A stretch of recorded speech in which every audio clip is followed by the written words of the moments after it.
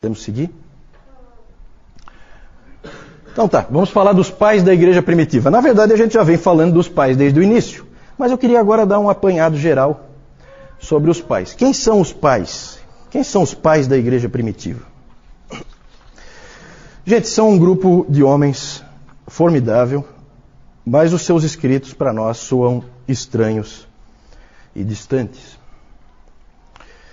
Existe uma coleção, uma das coleções de escritos dos pais, ela tem 400 volumes e mais de 100 mil páginas. O Dr. David Calhoun fala que o professor dele, quando ele estudou no Princeton Seminary, o professor dele disse que era para eles irem para a biblioteca e ficarem parados na frente da coleção, que tem uma lá, com os 400 volumes, e aí ali eles se humilharem diante daquilo que estava ali na frente deles. Ele disse, essa parte foi fácil, o difícil seria se ele tivesse dito para a gente ler aquilo ali. Mas é interessante, é muito escrito, gente, muito. Realmente, Salomão tinha razão, não há limite para se fazer livros. E foi importante tudo isso que eles escreveram. Muito mais conhecida é uma outra coleção, que inclusive circula na internet, talvez algum de vocês já tenha a possibilidade de ter visto, porque isso aí tudo evidentemente é domínio público, com 38 volumes, bem mais modesta, né? 38 volumes, dividida em pais antinicenos ou pré-nicenos, nicenos e pós-nicenos. Então, os pais que vieram antes do concílio de Niceia, os que pegaram aquela época do concílio de Niceia e os que vieram depois do concílio de Niceia. Eles são famosos, esses pais, mas eles são pouco conhecidos. Por que eles são pouco conhecidos? Primeiro porque eles são difíceis de ler. Eles são extremamente prolixos. O que a gente escreveria numa página, eles vão levar umas 6, 7. Depois os puritanos vão fazer isso de novo, né? Gostam de escrever. E eles sempre fazem digressões. Sabe o que é digressão? Digressão é quando eu começo a falar um assunto, eu faço muito isso, tá? Quando eu começo a falar um assunto, e daqui a pouco eu já estou falando um outro assunto e eu não concluí o primeiro. E aí eu vou para um terceiro assunto e eu não concluí nem o primeiro nem o segundo. Isso são digressões, e eles fazem essas digressões. Às vezes eles começam com um assunto, daqui a pouco eles já vão para outro. No Novo Testamento tem alguém que faz esse tipo de coisa, né? Um dos motivos que os estudiosos creem que o livro de Hebreus não foi escrito por Paulo, apesar de alguns acharem que foi escrito por Paulo, e ele foi colocado na Bíblia como um escrito de Paulo, né, pelo posicionamento. Um dos motivos que faz com que as pessoas creiam que não foi escrito por Paulo é porque o livro de Hebreus não contém digressões, e Paulo fazia digressão sempre. A hora que ele fala de Jesus Cristo, ele esquece do que ele está falando. É impressionante. E o autor de Hebreus, não, o autor de Hebreus ele é preciso. Então não é uma característica tão ruim assim, mas realmente dificulta a leitura. Inclusive o professor Calhoun lá, ele recomenda ler o livro Cidade de Deus, do Agostinho, a principal obra de Agostinho, que alguém já disse que é um livro sobre tudo o que há. Né? Sobre o que fala esse livro? Sobre tudo. Tudo que você puder imaginar. Esse livro fala. Estranho, né? Só lendo mesmo para a gente ter uma noção do que isso significa. Outra coisa, eles tinham um excesso de figuras e de simbolismo. Esses tempos eu li uma figura, um ensinamento do Clemente, acho que era o Clemente de Roma, e era interessante porque ele falava da construção de Deus. Então ele falava que cada um de nós é uma pedra e que Deus levanta através da estrutura do Evangelho, e que a roldana é Cristo. E começa a ficar complicado, daqui a pouco a ilustração você já não entendeu mais nada. É tanta coisa, tudo tem uma ilustração, você já não entende mais nada. E realmente fica difícil de entender. Então eles são um pouco difíceis de ler, bastante difíceis de ler, uns mais, outros menos. Mas são pessoas que foram fundamentais para a história da igreja. Quem são eles então? Eles são os líderes da igreja depois dos apóstolos. Podemos dizer que talvez o primeiro seja Clemente de Roma, que escreveu no ano 96, ainda no primeiro século ele escreveu a carta aos Coríntios, primeira de Clemente aos Coríntios. Talvez ele seja o primeiro dos pais. E aí tem vários pais ali. Onde será que termina? Alguns dizem que termina com Agostinho, no século V. Alguns levam para muito mais longe, dizem que Bernardo de Claraval, ou de Clairvaux, é o último pai. Para a Igreja Oriental, a Igreja Ortodoxa, a Era dos Pais ainda não acabou. É engraçado que o Dr. Kaufmann, ele fala de um patriarca, acho que de Constantinopla, que estava lá no seminário. E aí perguntaram para ele, quando é que terminou a Era dos Pais? Aí ele falou assim, como assim terminou? Eu estou vivo? Então, para a Igreja Oriental não terminou ainda, né? Eles continuam usando a figura dos patriarcas. Eram homens de várias regiões e etnias, sempre daquela em volta ali do mar Mediterrâneo, que geralmente escreviam em grego, eram de fala grega. Por que eles são chamados de pais? Essa é uma pergunta interessante, né? Por que eles são chamados de pais? Não porque eles fossem perfeitos, ou porque, muito pelo contrário, eles não tinham nada de perfeitos. Mas eles eram ouvidos e respeitados por toda a igreja. Como um pai, ouvido e respeitado.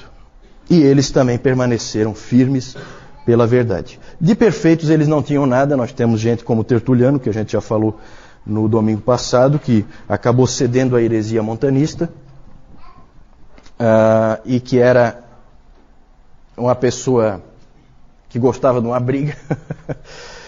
Nós temos o Jerônimo. O Jerônimo era um indivíduo insuportável. Ninguém gostava de Jerônimo.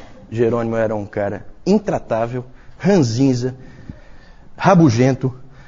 Ninguém gostava dele. Ninguém. O Cirilo, por exemplo, nós temos Cirilo. Cirilo perseguia violentamente os seus oponentes. Então, assim, é só alguns exemplos para mostrar de que de perfeito eles não tinham nada. Eu coloquei ali, né, ortodoxos. Nós, quando lemos os pais, nós vemos que eles mesmos podem ser acusados de heresias às vezes. Por quê? Porque a doutrina não está bem estabelecida. Não há ainda uma clareza sobre a verdade. O que é verdade e o que não é verdade. Então eles falham às vezes na doutrina da Trindade. A doutrina da Trindade não está bem clara.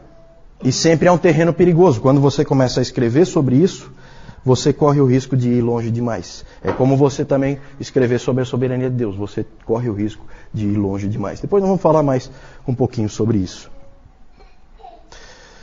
De qualquer maneira, a igreja antiga honrou os seus líderes e eles são chamados de pais.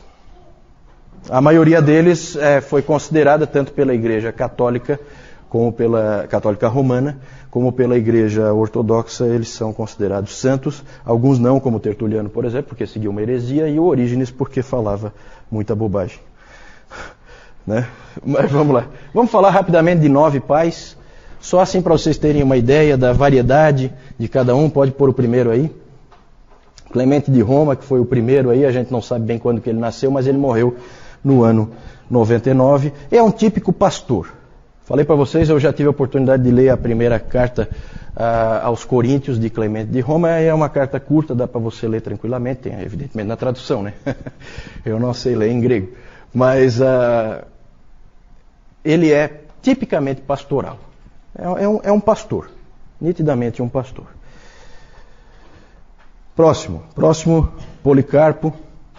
Aí nós vamos colocar mais ou menos em ordem cronológica, e todos esses pais aí são do 2º, 3º século. 1º, 2º, 3º século, que é mais ou menos onde a gente está. Não conseguimos avançar ainda. Hoje nós devemos entrar no 4º século. Policarpo nós falamos do martírio dele, lembram?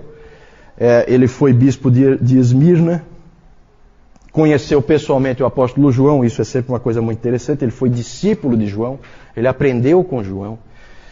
Isso é uma coisa bem marcante. E ele é famoso por aquelas palavras que ele disse quando ele foi martirizado. Famosas palavras: 86 anos eu servi ao Senhor e Ele nunca me falhou. Como poderia eu negar a Cristo, meu rei. E aí ele foi, vocês se lembram, ele foi condenado a ser queimado e o fogo não pegou nele, né? Teve que depois ser morto com uma espada, porque formou uma célula, o fogo envolveu uma célula em torno dele e ele não queimou. Próximo, Justino Mártir. Lembram onde é que a gente encaixou Justino Mártir? No domingo passado, alguém lembra? Nos apologistas, isso mesmo, Débora. Nos apologistas. Justino Mártir foi o principal apologista, é considerado principal apologista pelo fato de ter defendido a fé tanto contra os judeus como contra os pagãos. Ele, como o próprio nome já diz, Justino Mártir, dá para ter uma ideia de como é que ele morreu. Ele foi martirizado, senão o nome dele não seria esse, né? Ele tinha uma escola em Roma. Onde vinha muita gente aprender com ele, né? Lembrem-se que Paulo, lá em Atos, já aparece essa ideia das pessoas virem na casa do mestre e aprenderem com ele. O Justino Mártir tinha uma coisa parecida. As pessoas vinham e aprendiam com ele. Um dos alunos do Justino Mártir é esse seguinte aí, pode passar, Tassiano. Tassiano veio de longe, veio lá da Assíria. Ele veio para estudar em Roma com o Justino Mártir. Ele era um cristão bastante radical. E ele é interessante porque ele começou a traduzir coisas para o siríaco. Ele escrevia em siríaco. Então começam a aparecer as primeiras traduções da palavra, né? Ele começa a traduzir para o siríaco porque ele foi para Roma, aprendeu com o Justino Mártir, depois voltou lá para a Síria. A Síria é um país que fica ali vizinho de Israel, né? Então logo assim a leste de Israel fica a Síria. Ele escreveu o Diatessaron. Diatessaron é a primeira harmonia dos evangelhos. Você sabe o que é uma harmonia dos evangelhos? Nunca ouviram falar? Hoje, se você quiser, você pode comprar uma harmonia dos evangelhos. O que é a harmonia dos evangelhos? É uma tentativa de fazer uma única história juntando os 4 evangelhos. Colocar cronologicamente os acontecimentos para que feche numa história só. Isso é a harmonia dos evangelhos. Algumas bíblias aí tem, né? Uma harmonia dos evangelhos, mostrando onde tem os textos paralelos, o que é que vem antes e o que é que vem depois. Então ele escreveu o primeiro, que foi o Diatessaron. Próximo, Irineu. Esse Irineu nós já vimos bastante. Irineu, ele é interessante porque ele aprendeu muito com Policarpo, porque ele também é de Esmirna, lá na Ásia Menor, e Policarpo era o pregador e ele ia ouvir sempre o Policarpo, aprendia com o Policarpo, e o mais interessante ainda é que ele se tornou um missionário. Um missionário. Ele é lá da Ásia Menor e ele foi, sabe para onde? Quem é que sabe? Lembra do nome dele? Irineu de Lyon. Onde é que fica Lyon? França. Então ele foi para Gália, porque naquele tempo não existia França. França é um país. Naquele tempo não existiam países, existiam regiões, existiam pequenos reinos, áreas de influência. E ele foi então para Gália como missionário. E é interessante porque ele foi lá para o meio daqueles pagãos, ele saiu do lugar onde era o centro do pensamento cristão, a Ásia Menor, e foi lá para Gália, bastante longe, na Europa, e foi lá pregar aos pagãos. E é interessante porque ele lembra muito Jonathan Edwards, né? Porque Jonathan Edwards, ele foi lá para o meio dos índios, em Stockbridge, e lá no meio dos índios ele escreveu as grandes obras dele. O fato dele estar lá isolado fez com que ele escrevesse muito, e o Irineu foi a mesma coisa. O livro dele, em vários volumes, Contra Heresias, é o nome? Contra Heresias, onde ele atacou o gnosticismo, atacou o marcionismo, ele escreveu lá na Gália. Então é interessante porque ele é realmente um missionário, ele aprendeu a língua do lugar para onde ele estava indo, bem aquele esquema que a gente conhece de missões. Irineu. Próximo. Tertuliano, esse nós já vimos várias vezes. Vimos que ele era bastante radical no seu isolamento do mundo. Ele, na verdade, era um advogado que se tornou teólogo. E algumas pessoas acham que foi bom que ele fosse um advogado porque ele trouxe para dentro do cristianismo uma linguagem um tanto quanto legal, do direito. E outros acham que isso não foi bom. Isso aí há discussões entre os eruditos aí quanto a esse aspecto, se foi bom ou se não foi. Ele é um dos pais mais interessantes de ler, segundo se diz. Já colocamos várias frases dele, então ele tem frases de efeito que são conhecidas até hoje. Vocês lembram, no domingo passado nós mostramos aquela que é bem conhecida, que o sangue dos mártires é a semente da igreja. Então ele tem essas frases de efeito. Então ele é um pai da igreja que é interessante de ler. Um aspecto também pitoresco aí a respeito dele é que ele é famoso por ter criado centenas de novas palavras no latim, para a língua latina. Criou centenas de novas palavras. 509 substantivos, 284 adjetivos e 161 verbos novos. Ele criou. Tem uma palavra dele que todos nós usamos. Quem é que sabe? Pegadinha. Quem souber pode ir embora, não precisa mais vir. Está passado. Está passado. Criação dele. A palavra trindade. Trindade. Tertuliano criou essa palavra. Trindade. Todos nós usamos, né? A palavra trindade é criação dele.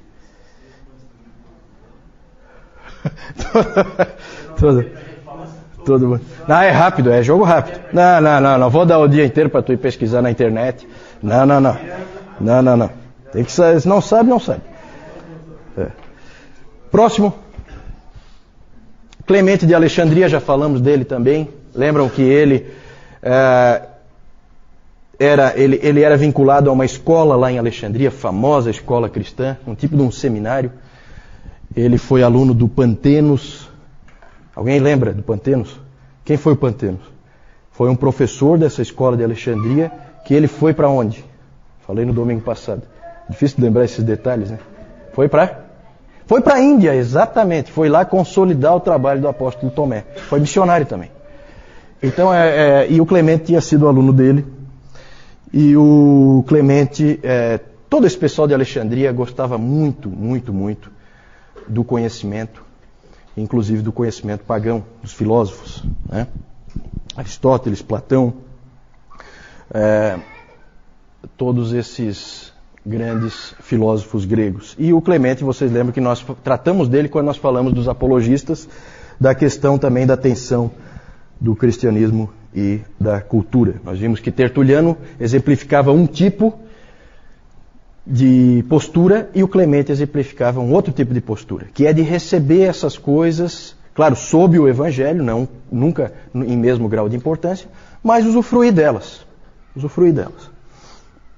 E o Clemente, o Calhoun diz que o Clemente provavelmente é um pai da igreja que todos nós gostaríamos dele, porque ele é realmente um tipo assim amigo, um tipo pai, uma pessoa agradável. Conhecia muito, extremamente inteligente e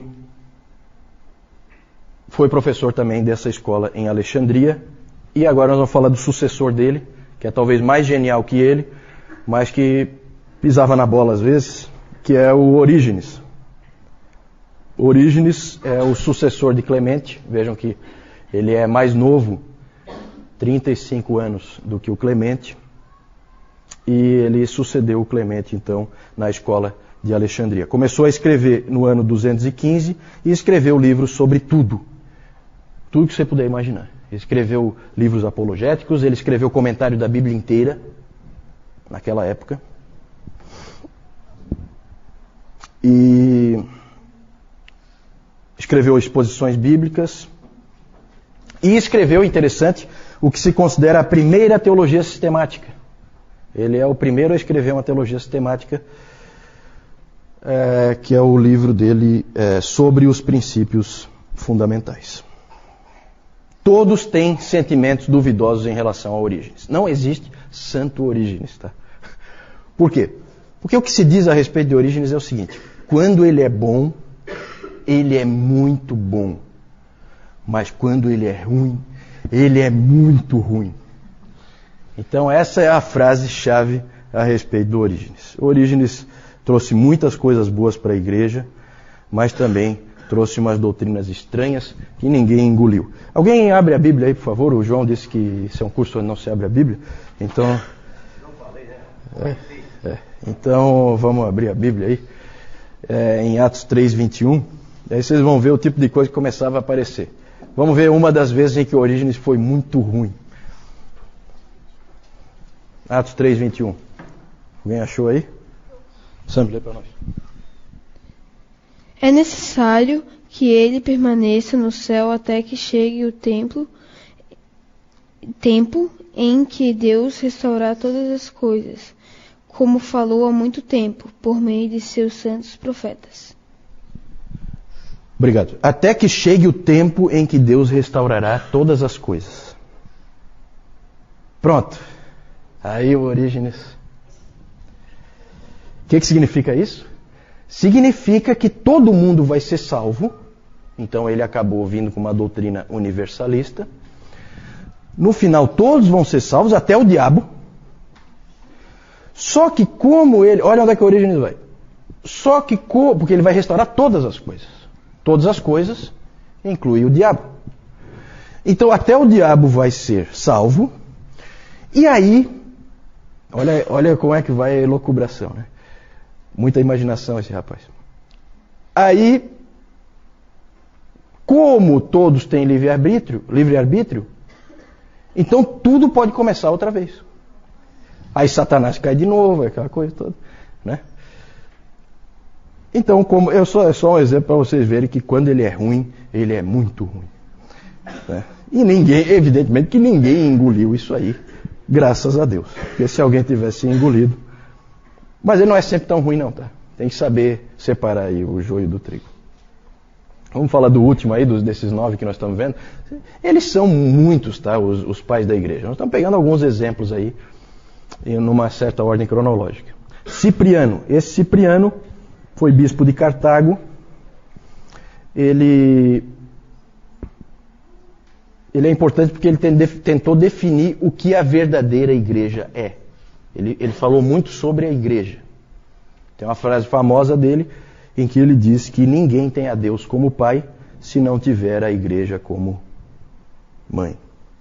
Né? Essa frase pode ser interpretada de várias maneiras, tá? Essa frase foi citada, essa é uma das frases mais citadas. Até Calvino citou essa frase, tá? Só que cada um cita com uma coisa diferente em vista. Pode passar então, rapidamente aí. Esse Cipriano ele acabou estando no meio de uma controvérsia que nós vamos falar mais adiante, a controvérsia donatista. Como nós devemos encarar os pais, gente? A Igreja Católica, pode passar aí, a Igreja Católica Romana, e eu já falei no domingo passado que eu não vou usar essa abreviação Igreja Católica, porque a Igreja Católica significa Igreja Universal. E nós vimos que a Igreja Universal é a Igreja invisível. Então eu sempre vou falar não do catolicismo, mas do romanismo. O catolicismo romano e a ortodoxia oriental veneram os pais. Tem eles como santos, certo? Essa é uma posição errada. De santo eles não têm nada. Já deu para perceber. É só olhar para a história deles e você vai ver que eles não têm nada de especial. Eles são cristãos. Isso eles são. São santos nesse sentido, mas santos no sentido que essas igrejas creem que algum santo deve ser, com certeza não são.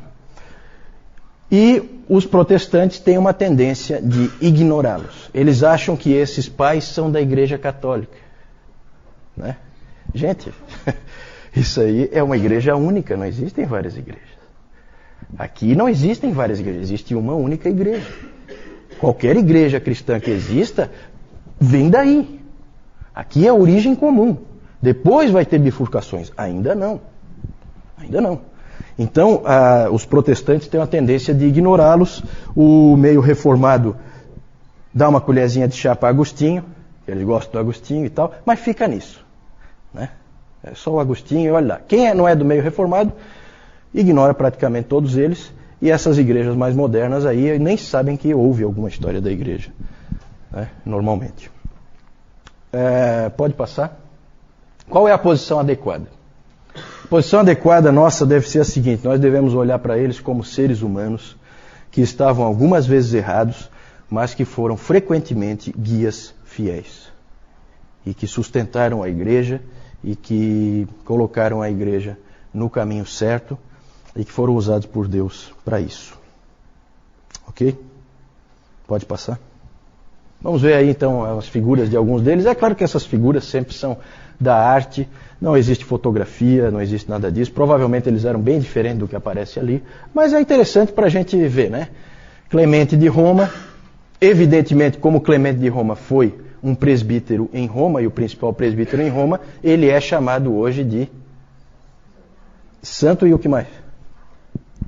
Que característica foi dada depois para todos os bispos de Roma? Papa. Então você vai ver, Papa Clemente I. Né? Eu tenho certeza que ele abominaria esse título, mas é dado, né, a ele. É interessante porque, depois nós vamos falar, mas o catolicismo romano é engraçado, porque Pedro provavelmente não tem nenhum registro de que ele tenha sequer sido um presbítero em Roma.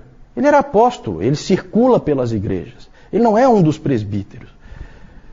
Então ele não é bispo de Roma, então ele não é o primeiro papa. Mas é aquela coisa, força-se, né? Na verdade é uma afirmação, essa afirmação de que Pedro foi o primeiro papa não é uma afirmação histórica, é uma afirmação dogmática. Para garantir uma certa doutrina, então se afirma isso contra todas as evidências históricas. Então ali, Clemente de Roma, Policarpo, Justino Mártir, Taciano, pode passar, Irineu, Orígenes e Cipriano, são os 9 que nós falamos, né?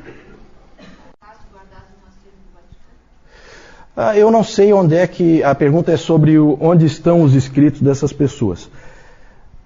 Na verdade, existem cópias, né? Como todos os livros antigos, existem cópias. E as cópias são muitas. Então você tem em vários lugares.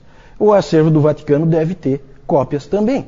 Alguns têm cópias mais antigas, outros têm cópias mais recentes. A maioria dos manuscritos antigos estão na Inglaterra. Já houve tempo em que a Inglaterra foi dona do mundo. O sol não se punha sobre o reino da Rainha Vitória. E então todos os arqueólogos eram ingleses e tudo que eles descobriam eles simplesmente roubavam dos países em que eles descobriam as coisas, né? Então a maioria dos manuscritos estão na Inglaterra, muitos nos Estados Unidos também, porque foram comprados, né? Os Estados Unidos, no poder econômico, compravam manuscritos, mas sempre é assim, sempre são cópias. Então as cópias são muitas.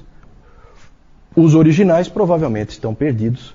Algumas dessas obras não sequer existe o original. Eu falei daquela obra do Celso, Verdadeira Razão. Essa obra foi reconstruída, 90% dela, só com as citações que o Orígenes faz daquela obra. A obra mesmo não existe. Não se encontra a obra. Então isso aí são tudo recursos históricos que se usam para reconstruir livros antigos. Uma das grandes perdas que nós falamos no domingo passado foi exatamente a queima da Biblioteca de Alexandria, porque certamente ela teria cópias de todos esses manuscritos.